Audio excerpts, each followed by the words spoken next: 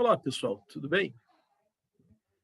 Esta aqui é a nossa quinta videoaula sobre o contexto das relações internacionais do Segundo Reinado, ou como está no título, né, desses slides que eu estou usando com vocês, a política externa do Segundo Reinado, ok? Então, no final da última videoaula, eu tratei sobre a guerra contra contra Oribe e Rosas, né?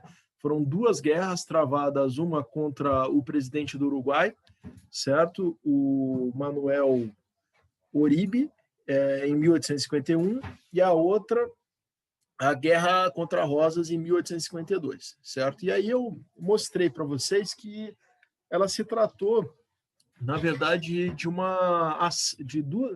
essas duas guerras se trataram de ações que, na verdade, respeitavam a coerência do Império em relação à sua política externa, né? Qual era o objetivo do Império, né?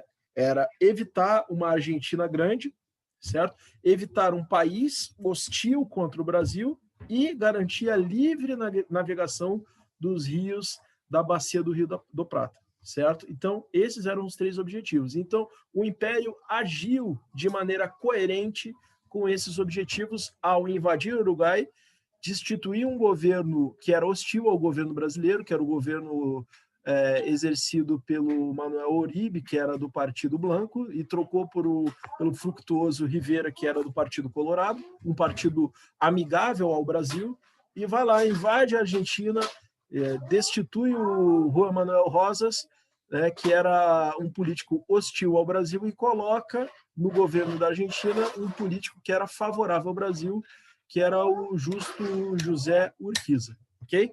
Então, essa é a coerência do Brasil. E aí nós vamos ver novamente, né, uma situação no Uruguai que vai acabar colocando no poder um político que é hostil ao Brasil, certo? E aí nós vamos ver qual vai ser a reação brasileira. A guerra contra a Guilha. Bom, em 1864, o Partido Blanco voltou ao poder no Uruguai. Tá? E isso aconteceu quando um político chamado Anastácio Cruz Aguirre, ele se tornou presidente do Uruguai, certo? E passou a se envolver diretamente nas disputas que ocorriam na fronteira entre o Brasil e o Uruguai. Novamente, qual era a questão? A questão era estancieiros gaúchos brasileiros e estancieiros uruguaios, que eram concorrentes, certo? Um sabotava o outro, um matava o outro, um roubava o outro, né? Tinha essa questão da porta da igreja lá em Bagé, que ia de um lado para o outro, um roubava, o outro roubava. Enfim, né? Eram essas questões de fronteira dos gaúchos com os uruguaios. E o Anastácio Aguirre, que era do Partido Blanco, um partido que era a favor dos pecuaristas uruguaios e hostil aos interesses do Brasil no Uruguai, ele vai tomar uma atitude em prol dos estancieiros uruguaios e contra os estancieiros gaúchos, mais uma vez. Tá? Reiniciaram-se, tá, os conflitos entre estancieiros gaúchos e uruguaios, marcados por violência e roubo de gado. Tá? Um roubava gado do outro. Vai dizer que o gaúcho era o bonzinho que não roubava ninguém. Não, roubavam também, um roubava o outro.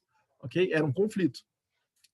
Mesmo com as reclamações do governo brasileiro, o presidente Aguirre não mostrava preocupação em procurar uma solução para esses conflitos. Então, ao invés de tentar mediar o conflito, ele tomou parte no conflito.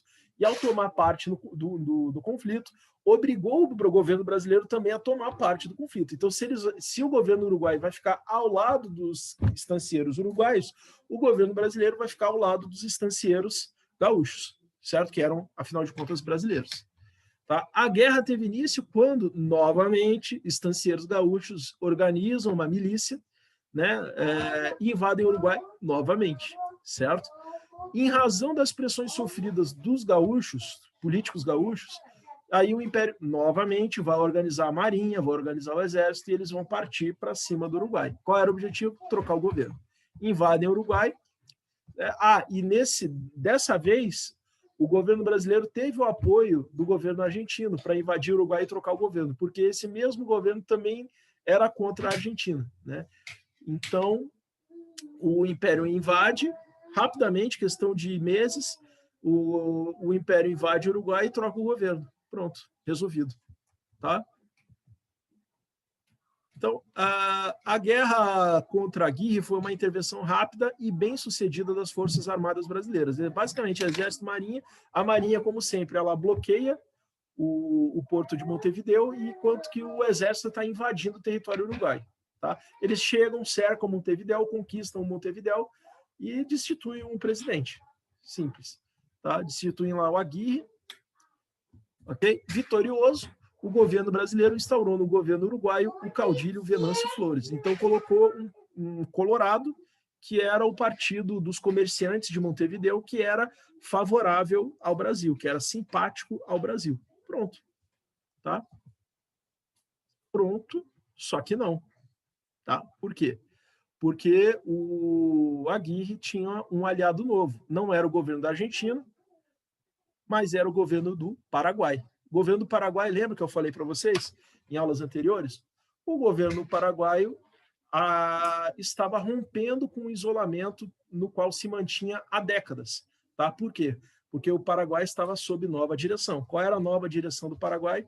Era um novo ditador chamado Solano Lopes, Francisco Solano Lopes, o Pantito, né, para os íntimos da família dele. Então, o Francisco Solano Lopes, querendo romper justamente com o isolamento do Paraguai, eles tinham feito uma aliança com o presidente do Uruguai, certo? O Aguirre. Quando o Aguirre foi destituído pela invasão do governo brasileiro, foi trocado por um governante de outro partido, inclusive, o Paraguai se sentiu lesado nessa situação. Por quê? Porque o Paraguai mantinha, né, um tratado de comércio e amizade com o Uruguai, no qual o governo paraguaio iria usar os portos uruguaios para importação e exportação, ou seja, para acabar mesmo com esse isolamento, certo? E aí a gente vai ver o que vai acontecer nas cenas dos próximos capítulos, ok? Então está encerrado aqui, né? Encerrado aqui o assunto guerra contra a Aguirre. Então na próxima aula a gente vai ver a consequência da guerra contra a Aguirre para as relações do Brasil com o Paraguai, ok? Então, muito obrigado se você permaneceu até aqui, um forte abraço e até a próxima.